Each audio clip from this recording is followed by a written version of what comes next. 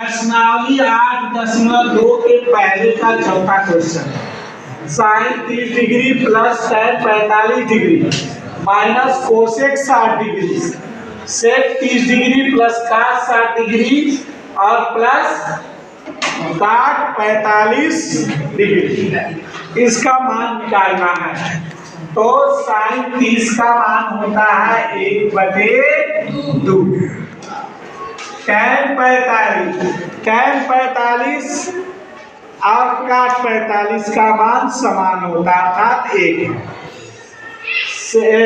Sign 45 और cos 45 1/2 में 2। लेकिन जो साइन 30 का मान होता है वो cos 60 का मान होता है, और जो cos 30 का मान होता है वो साइन 60 का होता है। ये ध्यान रखना।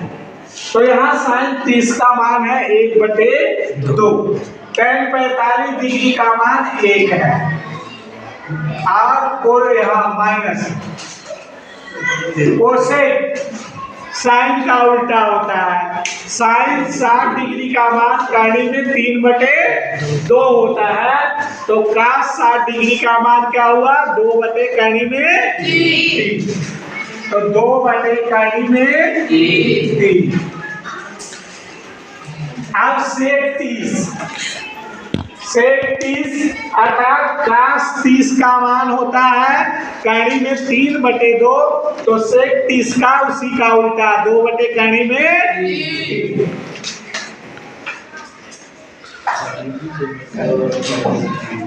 cos 60 अंश का मान क्या होता है 1/2,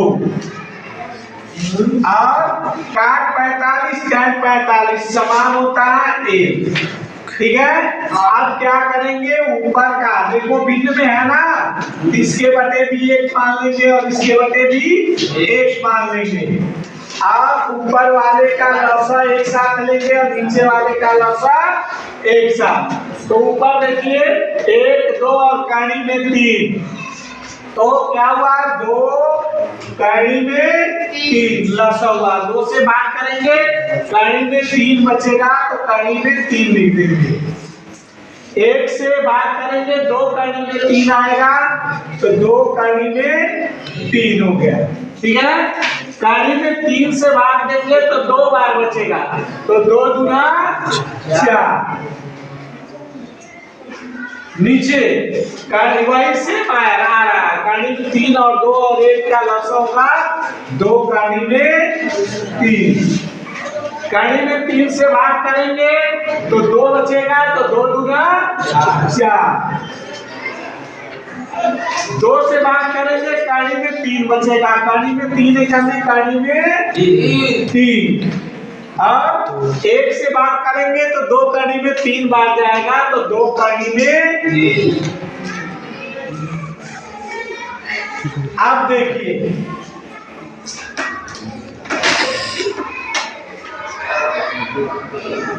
यहाँ कड़ी में 3 प्लस 2 कड़ी में 3, 1 कड़ी में 3 ये है, 2 कड़ी में 3 ये है, तो कुल मिला के कितने हुए 3 कड़ी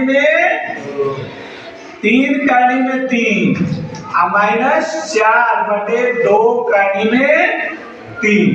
और यहाँ भी वही 4 प्लस क्या हुआ 1 कड़ी में 3 और 2 कड़ी में 3, 3 कड़ी में 3/2 कड़ी में 3।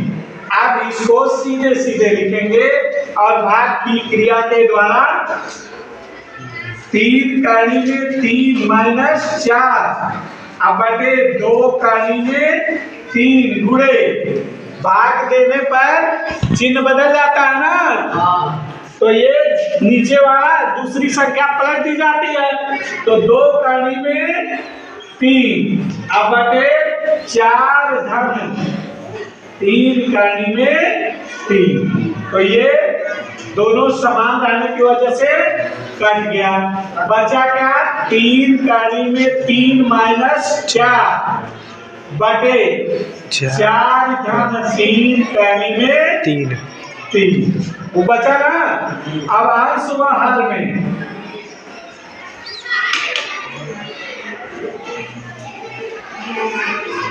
यह 3 करने में 3 माइनस 4 से गुणा करने पर तो गुणा करेंगे तो क्या होगा 3 कड़ी में 3 माइनस 4 और 3 कड़ी में 3 माइनस 4 गुणा हो गया ना। अब यहाँ 4 धन 3 कड़ी में 3 अब गुणा होगा 3 कड़ी में 3 माइनस 4। देखिए अब क्या होगा, अब ये दोनों में चिन्ह समान है, इसका मतलब क्या हुआ कि 3 कड़ी में 3 माइनस 4 का होल स्क्वायर। अब बटे क्या देखिए एक कोष्टक में प्लस और दूसरे में माइनस, तो क्या हुआ ए स्क्वायर माइनस बी स्क्वायर। तो 3 कड़ी में 3 का स्क्वायर और माइनस 4 का स्क्वायर, ठीक है।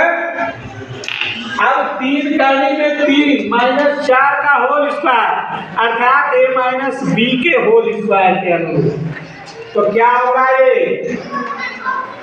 3 कड़ी में 3 ए वर्ग प्लस बी वर्ग माइनस 2 ए बी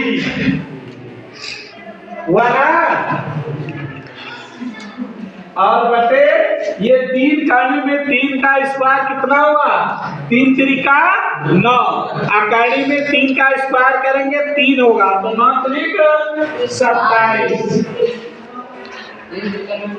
और 4 का बल कितना हुआ 16। तो 3 कड़ी में 3 का बल 3 त्रिक 9 और त्रिक 27 धन 4 चौका 16 माइनस 2 चौको 8 त्रिक 24 कड़ी में 3। अब बटे 27 में से 16 गया 11, ये कितना हुआ 27 16 27 34 10 43 माइनस 24 कड़ी में 3 अब बटे 11, ये आपका आंसर है। सूत्र को ध्यान में रखकर ऐसा ना सोचे कि एक त्रिकोणमिति का सूत्र अलग आता है तो बीजगणित का सूत्र अलग आता है, गणित का सूत्र अलग आता है, ऐसी बात नहीं है। जहाँ जिस सूत्र का प्रयोग आता हो उस सूत्र के प्रयोग से इसे हम कर सकते हैं।